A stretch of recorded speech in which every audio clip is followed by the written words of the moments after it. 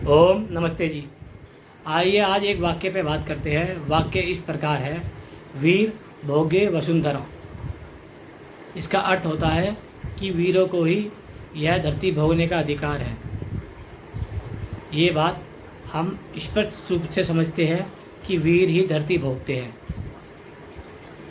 अब कारण यह है कि वीर दो प्रकार के होते हैं। एक वह वीर होते हैं जो न्यायकारी होते हैं और एक वह होते हैं जो अन्यायकारी होते हैं।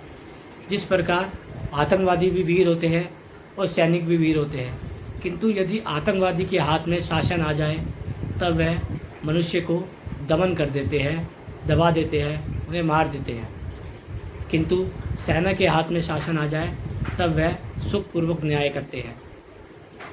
वेद में एक आज्ञा आती है, वह कहते हैं परमात्मा कि इदम भूमि आर्यम, मैंने यह धरती आर्य को दान दी है, अर्थात आर्य को ही यह भूमि भोगने का अधिकार है।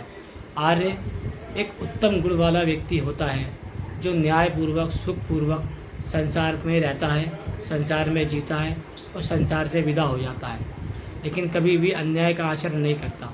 इसलिए हमें समझना चाहिए कि इस धरती को भोगने के लिए मनुष्य को श्रेष्ठता के साथ साथ सदाचार भी करनी चाहिए। यदि कोई अनाचारी दुराचारी व्यक्ति शासन का अधिकारी हो जाता है तब वह साधारण मनुष्यों का दमन करता है, पतन कर देता है। जैसे कि कोई आतंकवादी यदि हम पे मनुष्यों पे शासन करेगा तो वह हमारा दमन करेगा, किंतु कोई आर्य कोई सदाचारी व्यक्ति हम पे शासन करेगा तो हमारा भला करेगा। इस भले बुरे को देखकर ही मनुष्य को कहा जाता है कि वह अपना निर्णय उचित लोगों के लिए करे।